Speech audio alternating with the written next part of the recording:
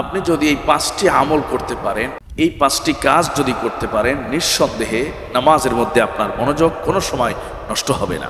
নামাজের মধ্যে মনোযোগ স্থির রাখার জন্য, নামাজের মধ্যে মনোযোগ ঠিক রাখার জন্য, কারণ মানুষ হিসাবে নামাজের মধ্যে আমাদের মনোযোগ চলে যেতে পারে, এদিক সেদিক চলে যায়, মনোযোগ নষ্ট হয়ে যায়।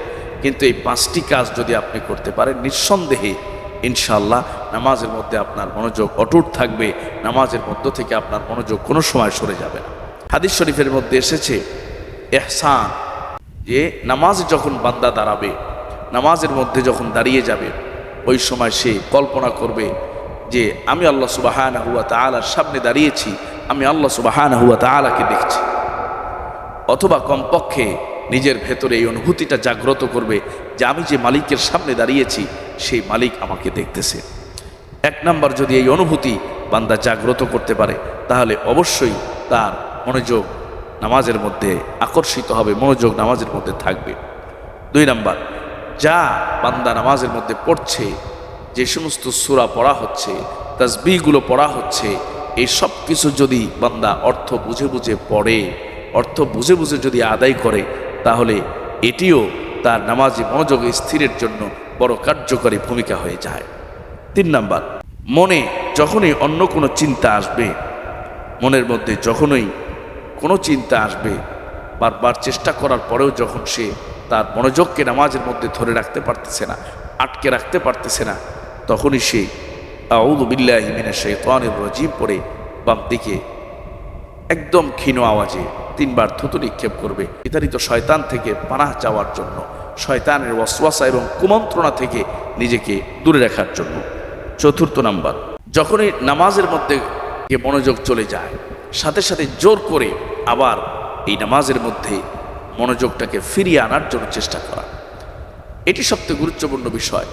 আমাদের যখন অনেক সময় নামাজের মধ্যে মনোযোগ নষ্ট হয়ে যায়, নামাজ থেকে মন অন্যত্র চলে যায়, তখন আমরা বেখেয়ালি নামাজের বাইরে ওই বিষয় নিয়ে বারবার চিন্তা করতে থাকি, লম্বা সময় চিন্তা করতে থাকি।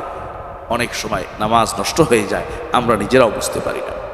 এই জন্য উচিত হলো মনোযোগ চলে যাওয়ার সাথে সাথে আবার মনোযোগকে ফিরিয়ে আনা, আবার চলে যাবে, আবার ফিরে আনা, আবার চলে যাবে, আবার ফিরিয়ে আনা। এভাবে বারবার যখন মনোযোগ ফিরিয়ে আনা হয়, তখন এর মাধ্যমেও আল্লাহ সুবহানাহু ওয়া তাআলা সওয়াব দান করেন। সুবহানাল্লাহ। 5 নম্বর, নামাজের আগে দুনিয়াবি কাজ থেকে ফারেগ হয়ে যাওয়া। নামাজের একটু লম্বা সময় আগে দুনিয়ার কাজ থেকে ফারেগ হয়ে যাওয়া, এই বিষয়টি আমাদের অত্যন্ত গুরুত্বপূর্ণ। অনেক সময় আমরা দোকানে বসে থাকি, অফিসে থাকি, বিভিন্ন জায়গায় কর্মক্ষেত্রে আমরা থাকি। আমরা সেই কর্মক্ষেত্র থেকে সরাসরি যখন নামাজের মুসল্লায় দাঁড়িয়ে যাই, এর মাঝখানে একটু ব্যবধান যদি না থাকে, একটু গ্যাপ যদি না থাকে, তখন দেখা যায় মানুষ হিসাবে ওই কর্মব্যস্ততার বিষয়গুলো, অফিসের বিষয়গুলো, দোকানের বিষয়গুলো, আমার কর্মক্ষেত্রের বিষয়গুলো আমার মাথার মধ্যে চলে আসে, মানুষের মাথার মধ্যে চলে আসে, ব্রেনের মধ্যে চলে আসে, যেটির কারণে নামাজের মধ্যে মানুষের মনোযোগে বিঘ্নতা সৃষ্টি হয়, মনোযোগে ব্যত্যয় ঘটে।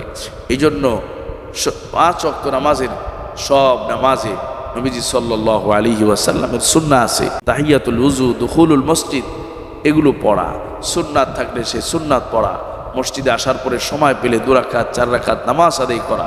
এতে করে দুনিয়াবি কাজের মধ্যে আর ফরজ নামাজের মধ্যে একটা গ্যাপ তৈরি হয়, নামাজের মধ্যে, ফরজ নামাজের মধ্যে মনোযোগ সৃষ্টি হওয়ার জন্য সহায়ক ভূমিকা পালন করে। সম্মানিত প্রিয় দর্শক, আমরা এই বিষয়গুলো যদি খেয়াল রাখতে পারি, এইভাবে যদি আমরা সালাত আদায় করতে পারি, আমরা যদি নামাজ আদায় করতে পারি, নিঃসন্দেহে আমাদের নামাজের মধ্যে থেকে মন কোনো সময় ছুটে যাবে না।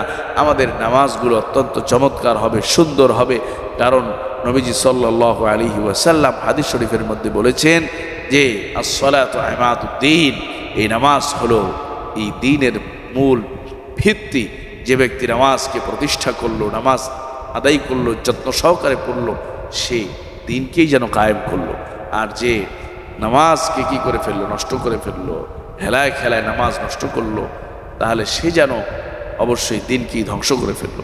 কালামে হাকিমে আল্লাহ সুবহানাহু ওয়া তাআলা বলেছেন, আল্লাযীনা হুম ইউরাউন ওয়া ইয়ামনাউনাল মাউন আল্লাযীনা হুম আন সালাতিহিম সাহুন।